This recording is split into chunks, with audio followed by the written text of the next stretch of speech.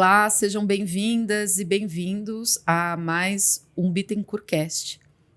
Eu sou a Isis Brum, editora de conteúdos dos portais Estratégias e Negócios e sua franquia, e hoje eu acompanho em loco o BeConnected. Completa 15 anos este ano, uma edição bastante especial para o grupo Bittencourt. E eu estou aqui com o Eric Seco, da AWS, que vem trazer um tema bastante inovador, bastante novo e preocupante para boa parte dos líderes, né, de mercado, que é a inteligência artificial. Mas antes da gente tocar nesse ponto, eu queria que você contasse um pouco sobre a sua carreira e como você chega na AWS para desenvolver todos esses processos sobre os quais você vai contar aqui um pouquinho para a gente. Legal, Isis. Obrigado por me receber aqui. Agradecer também ao Grupo Bittencourt por me convidar para dar a palestra aqui hoje. Foi muito legal. Até brinquei lá no palco. Olhando de cima, parecia que tinha menos gente. Olhando de baixo para cima, estava bem lotado, né? Então, foi muito bacana. Espero que eles tenham gostado também.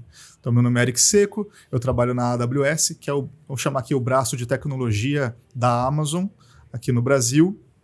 Estou na AWS já há 8 anos. Antes de chegar aqui, trabalhei em outras empresas grandes de tecnologia global. Vim para a AWS para ajudar a construir e liderar o time que cuidava do desenvolvimento de parcerias com empresas de software brasileiras, né? Então, algumas bem grandes que todo mundo conhece aí, como TOTUS, Senior, Vetex, Pismo. E depois enveredei aqui para cuidar do nosso negócio de varejo e bens de consumo no Brasil, que eu estou adorando, um baita desafio.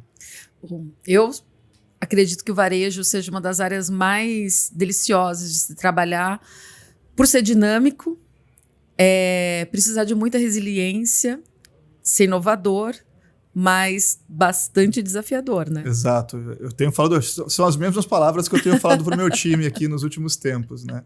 Resiliência é uma palavra importante, o varejo tem altos e baixos, com taxas de juros atuais, tem muitas pressões também. Então, os desafios são grandes, mas acho que por isso que acaba ficando tão interessante trabalhar com eles e desenvolver grandes parcerias. E quando a gente fala de tecnologia, eu não sei se isso já mudou, e aí você me conta como é que você está percebendo esse movimento, que a tecnologia, a inteligência artificial, vai quase que resolver todos os nossos problemas, né? Então, vem com... envolta, né, de uma aura assim, de que processos, vendas, falar com o público, está tudo resolvido. Como é que é isso na prática? Eu acho que tem uma expectativa de que se vai resolver todos os problemas de uma maneira muito fácil, né? Mas é uma tecnologia com grande potencial disruptivo, vai impactar, acho que quase todos os negócios, tanto do ponto de vista de operações, quanto do ponto de vista de experiência do cliente. E aí eu acho que talvez por isso as pessoas tenham ficado muito ansiosas, né? Quando elas começaram a perceber, nossa, olha o que um ChatGPT, um Gemini, ou sei lá, uma solução como essa da Anthropic também, né? Quando você tem na sua mão uma tecnologia que te espanta, que te faz perceber que tem um grande potencial, as pessoas começam a pensar como que isso vai impactar o negócio. E de algum tempo para cá ficou muito claro que todos os executivos vêm cobrando seus times também. Temos que fazer alguma coisa com isso. Como é que vocês vão usar essa tecnologia na sua área, seja no atendimento ao cliente, seja na logística, na operação, finanças, tecnologia, experiência do cliente. Todo mundo está sentindo essa pressão. E aí isso causa algo que no nosso mundo de tecnologia aqui a gente chama de FOMO, né, que é o Fear of Missing Out. É o medo de ficar para trás. Será que algum concorrente meu vai fazer alguma coisa antes de mim que vai me impactar? Então esse foi um pouco do tema que eu quis trazer aqui também. A tecnologia é disruptiva, é super importante, vai mudar muito, mas é importante que também quem está do lado do tomador de decisão coloque o pé no chão e entenda antes disso quais são os problemas que a gente quer resolver. Não é a tecnologia pela tecnologia que vai mudar as coisas. Ela vai ajudar a gente a resolver problemas que antes talvez a gente não conseguisse ou talvez não conseguisse de uma maneira tão eficiente. Então, acho que a principal coisa que todo mundo pensa é a experiência do cliente. Você está no e-commerce, acho que o Boticário, um exemplo muito legal, acabou faz um mês que lançou, veio a público, né, a sua assistente de beleza. Uhum. E aí, se você for no aplicativo do Boticário, tem uma assistente que ela se comporta, ela conversa com você como se fosse uma assistente que está lá na loja do Boticário, tem o mesmo forma de falar, te entende do assunto, e aí ela te ajuda nesse processo de compras dentro do aplicativo ou do site. Então esse é um exemplo muito fácil das pessoas perceberem, né? Aí de repente você pergunta para ela, mas e meu último pedido? Ainda não chegou. Ela já sabe do que você está falando, porque ela consegue conectar os sistemas e te dar essa resposta de uma maneira muito eficiente. Muito mais do que, de repente, ligar para o call center, ficar alguns minutos na fila, digitar, passar por um labirinto numérico, e aí alguém te atender, achar o pedido e te dar uma explicação. É muito fácil, né? Então, esse é um grande exemplo de como que isso pode impactar. Eu acho que é um pouco disso que as pessoas estão buscando, né? Problemas que têm complexidade, mas que com essa tecnologia fica mais fácil. Eric, mas acho que você toca num ponto bem importante que, ao invés de a liderança chegar e perguntar como é que a sua área vai utilizar a IA nas diferentes áreas, que dor a gente vai resolver, né? Uhum. O que é importante para o nosso negócio para trazer a inteligência artificial para resolver. E aí, emendando, eu queria te perguntar também, foi isso que a Amazon fez? E eu queria que você contasse um pouco da experiência com IA na plataforma. Tá bom. Acho que quando tem uma tecnologia assim, que tem um grande potencial, todo mundo fica naturalmente com um pouco de ansiedade, né? Mas acho que a grande resposta que a gente tenta dar não é a tecnologia pela tecnologia.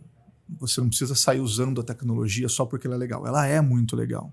Mas se você não estiver focada em conhecer o seu cliente, quem é o seu cliente de fato, o que a gente sabe sobre ele, quais os problemas que ele tem que eu consigo resolver agora, né? E que eu preciso resolver para atender bem o meu cliente. Às vezes a resposta não é a experiência do cliente no aplicativo, isso é uma forma. Às vezes é como é que eu melhoro a minha produtividade no meu centro de distribuição, como é que eu melhoro a produtividade do meu time de finanças para reduzir meu custo, como é que eu melhoro... Aí tem várias áreas de negócio, logística, várias áreas de negócio que serão e estão sendo impactadas. Então, a nossa proposta vamos pensar qual que é o problema que a gente tem que resolver. E aí, se essa tecnologia for a resposta para a solução desse problema, ótimo, vamos utilizá-la. Mas a gente não precisa sair correndo só porque ela está aí. E aí eu acho que isso emenda um pouco com a sua outra pergunta, que é como que a gente tem usado isso na Amazon. A Amazon usa inteligência artificial há mais de 20 anos já, né? Eu lembro 10, 15 anos atrás, a conversa era, a gente não vai ter um site, nós vamos ter um site para cada cliente, porque a gente usava algoritmos de inteligência artificial para personalizar o site. Então, é algo que a gente faz há muito tempo. Uhum. Um exemplo que eu dei ali no palco foi como que a gente usa essa tecnologia nos nossos centros de distribuição. Hoje nós temos mais de 1 milhão de robôs que, ao invés de fazer as pessoas irem buscar o item nas prateleiras no centro de distribuição, ela fica parada. É um robô que traz a prateleira até você. E tem todo um mecanismo, tem um algoritmo de inteligência artificial que ajuda a gente a distribuir de forma aleatória os itens dentro do nosso centro de distribuição, e depois esse modelo também ajuda a trazer de maneira mais eficiente possível para o picker, para quem está selecionando o produto, separar o pedido, né? Então tudo isso traz muita eficiência para nós. Então é algo que também que a gente usa bastante. Um outro exemplo bem legal, e acho que também é importante hoje em dia, especialmente pensando em questões ambientais, quantidade de papel ou de papelão que se usa numa operação de e-commerce. A gente, nos últimos 10 anos, a gente conseguiu reduzir em 35% a quantidade de papelão e também o peso dos pacotes que a gente envia. Então isso tem um impacto não só no quanto a gente gasta de papelão, quanto de papelão é necessário, mas também no peso dos pacotes, e, portanto, em quantidade de combustível gasto. A gente também conseguiu eliminar a embalagem de alguns produtos. Em 2023, 12% dos pedidos dos clientes foram enviados sem uma caixa da própria Amazon. Então, é uma embalagem a menos, porque aquela embalagem que ele vem já é possível de ser de ser enviada. Então tem várias coisas que a gente pode usar de inteligência artificial, machine learning, inteligência artificial generativa, que vão trazer eficiências para o negócio e benefícios para o cliente no final das contas. E aí são os resultados, né? Como esses números que você tem apontado. Então, aí o que a gente fala é, no final das contas, para nós, o que é importante é, conhecendo o nosso cliente, o que nunca muda sobre o cliente da Amazon, né? No e-commerce, nesse negócio de e-commerce, a gente fala, tem 3 necessidades que são duráveis, que nunca vão mudar. Os clientes sempre vão querer um preço melhor, sempre vão querer mais conveniência e sempre vão querer uma seleção de produtos maior. Eu não consigo imaginar um mundo em que você vire para mim, Eric, muito legal, adorei, tem tudo que eu quero aqui no site, a seleção é enorme, vocês me entregam num prazo super bacana, menos de 24 horas está na minha casa, mas eu queria que vocês me cobrassem um pouco mais, está muito barato. Você não vai fazer isso, né? E ninguém vai também. Então, se a gente fizer qualquer coisa que impacte positivamente a capacidade da gente ter uma seleção maior, uma conveniência melhor para os nossos clientes e um preço menor, a gente vai estar ajudando o nosso cliente a fazer um melhor negócio quando ele entra no nosso site. Então, todas essas coisas que a gente faz, no final das contas, estão reduzindo o custo para que a gente possa repassar para o cliente final numa forma de um preço menor, ou elas estão nos dando um ganho de eficiência operacional, estão nos ajudando a ter uma conveniência maior para o nosso cliente, como é o caso das assistentes virtuais, né? Então, tudo isso acaba impactando o negócio. E aí, acho que se você olhar os resultados da Amazon, eles falam por si só, né? Tem um crescimento bastante consistente ano após ano. Sem dúvida alguma, é uma referência, acaba sendo um bench, né, para o mercado.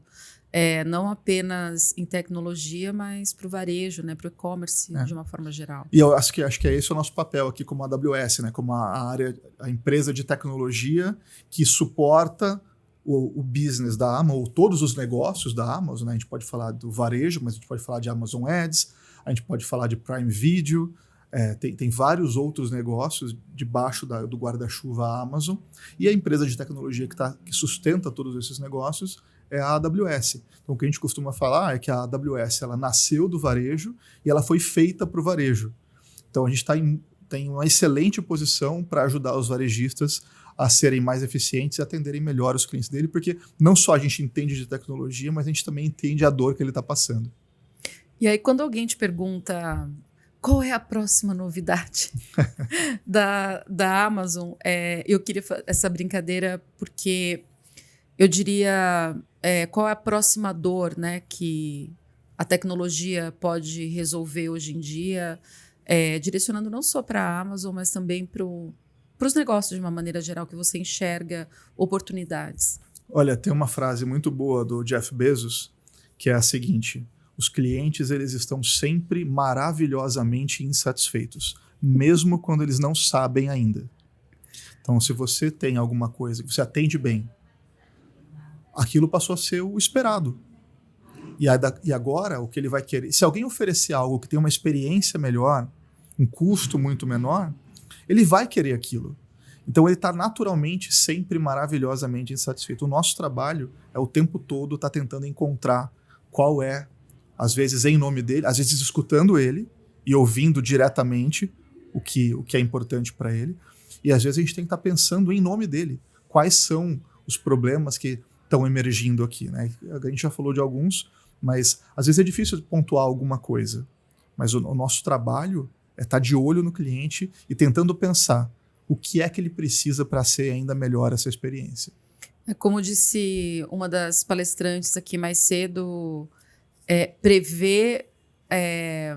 ela usou uma palavra, prever a novidade, prever a tendência, algo nesse tipo. Ela disse que tem um termo em inglês mais preciso, mas era quase adivinhar o que as pessoas ainda iam querer, né? É mais ou menos nesse sentido. Assim, eu entendo tudo isso, as pessoas pensarem assim, mas a gente tenta evitar o exercício de futurologia. Então, certo. Por quê? Porque se você está num negócio e você vai desenhar a estratégia do seu negócio e você tentar desenhar uma estratégia com base numa futurologia, vai ter uma chance muito grande de você não ser bem sucedido. Pode ser que você acerte e você voe por isso, mas não é o que acontece geralmente. E o mundo está cheio de... Tudo muda o tempo todo. Hoje em dia muda-se mais rápido ainda. Pensa na experiência do cliente. Você como cliente, a sua experiência muda, você está o tempo todo querendo algo diferente, algo melhor. Mas você é impactado por macroeconomia, por política e diversas outras coisas, a tecnologia. Então você tem todas essas coisas que mudam o tempo todo e agora, hoje em dia, mudam cada vez mais rápido. Como é que você cria uma estratégia com base em coisas que estão mudando o tempo todo? Por isso que eu falei que para nós é importante entender, e essa é uma provocação legal de se pensar, no seu negócio, para o seu cliente, o que é que não muda? E aí desenhar uma estratégia em cima daquilo, do que não muda, independente de todas as mudanças de tecnologia, independente das mudanças macroeconômicas, independente das mudanças de política. Quando você entende aquelas 2 ou 3 coisas que nunca vão mudar para o seu cliente, as necessidades duráveis, aí você consegue criar uma estratégia e aí o que mudar você adapta. Mas você tem uma estratégia que ela é duradoura. Né? Esse é o código do crescimento? Eu acho que é uma forma. A gente costuma dizer na Amazon que essa obsessão pelo cliente, essa nossa forma de atuar, olhando para o cliente, colocando ele no centro de tudo que a gente faz, é a nossa forma de fazer. Não é a única, seguramente. É a nossa e a que deu certo para nós. E às vezes é uma inspiração para outras empresas pegarem um pouquinho disso e fazerem algo que seja particular delas e que funcione também. Né? Para nós, essa com certeza foi durante um bom tempo o código do crescimento. Bom, sem dúvida, a Amazon como uma grande referência dita tendências. Né? Quando a gente vai falar de retail media, por exemplo, a Amazon continua sendo a líder isolada nesse sentido e vejo aí o resultado de lidar com dados, com insights, né, já há muito tempo. Mas você estava me contando, e aqui, né, nessa conversa a gente vai percebendo que tem uma forma de pensar o negócio que ela está bem diferente do mundo tenso, apavorado, ansioso, né? E você traz para a conversa uma forma mais calma de pensar para que não se tomem decisões erradas, né? Uhum. E a gente tem visto, eu tenho visto nas entrevistas, nas falas, um apoio da inteligência artificial para tomar decisão rápida, ser assertivo. Nesse mundo hiperconectado, complexo, como é que você olha para essa tomada de decisões, né? Ponderando e fazendo esse equilíbrio de forças, digamos assim, entre a necessidade das decisões mais urgentes e essa calma, essa tranquilidade para poder amadurecer, de repente, uma decisão. A gente podia fazer um podcast só com essa pergunta, né? Mas tem uma outra coisa que o Jeff Bezos também falou, que é super interessante, a velocidade importa nos negócios. É importante tomar decisões rápidas. Isso é diferente de tomar decisão com ansiedade e sem a análise correta. Como é que a gente tenta fazer isso dentro de casa? A gente trabalha muito com mecanismos, tá? Ou modelos mentais. Então, o que a gente tenta ser a maior startup do mundo, no sentido de eu quero ser rápido como uma startup, apesar de eu ter uma estrutura corporativa grande. Para que eu faça isso, eu não preciso que muitas das decisões sejam tomadas de uma maneira centralizada. Mas é importantíssimo que as pessoas que estão tomando decisão de maneira descentralizada na ponta, seja um desenvolvedor, seja um gerente de produto, ele tenha um modelo mental que a gente acredita. Então, para isso, a gente tem nossos 16 princípios de liderança, que são, imagina que fossem nossos valores, que começa lá no Customer Obsession, passa por Dive Deep, né, que é aprofundar-se, passa por Invent and Simplify, que é inventar e simplificar as coisas, passando por Bias for Action, que é ter o viés para tomada de decisão. Mas a gente tem, junto com esses princípios de liderança, a gente tem modelos mentais. Um que ajuda muito a responder essa sua pergunta especificamente é um modelo mental que a gente chama de porta de mão dupla. Que é o seguinte, essa decisão, ela é uma porta de mão dupla ou de mão única? O que eu quero dizer com isso? Se eu vou tomar uma decisão, por exemplo, se eu faço um deploy novo de um código no e-commerce que vai ajudar, talvez ajude a tornar a experiência do cliente menor. Mas eu consigo voltar atrás. Fiz esse teste, em tecnologia a gente fala de testes blue-green, que é uma parte dos clientes continua na versão anterior, mas uma parte começa a pegar essa versãozinha nova. E não deu a resposta que a gente esperava. Eu consigo retornar para a versão anterior? Consigo. Quanto que isso me custou? Muito pouco. Então, se é uma decisão que vai ter um baixo impacto de custo, um baixo impacto na experiência do cliente, que eu consigo retornar ao estado anterior com facilidade, essa é uma decisão, uma porta de mão dupla. Consigo entrar e sair a hora que eu quiser. Se eu quiser falar sobre a construção de um centro de distribuição novo, de um data center novo, ou desenvolver um produto novo, essa é uma decisão que vai requerer, às vezes, alguns milhões de dólares. A hora que você colocar a pá no chão para tirar a primeira quantidade de areia ali, você já gastou alguns milhões. Então, essa é uma decisão que você precisa fazer mais dive deep e menos bias for action. Ela é uma decisão de uma porta de uma única via. E aí, com isso, a gente tenta balancear um pouco disso.